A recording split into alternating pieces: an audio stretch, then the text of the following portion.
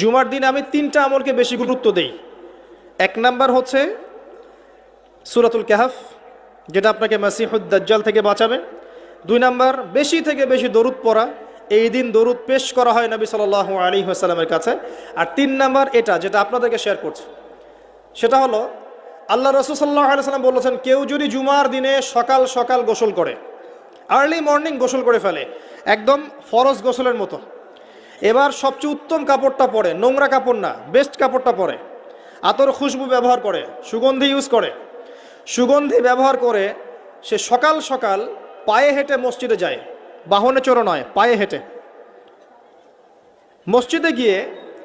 ইমাম বয়ান খুতবা শুরু করার আগেই মসজিদে চলে গেছে, ইমামের কাছাকাছি বসে, কাউকে কষ্ট দেয় না, ইমাম খুতবা দিচ্ছে সে চুপচাপ শুনছে, কাউকে কষ্ট দেয় না, এমনকি পাশে কেউ কথা বলে তাকে এতটুকু বলে না চুপ কর।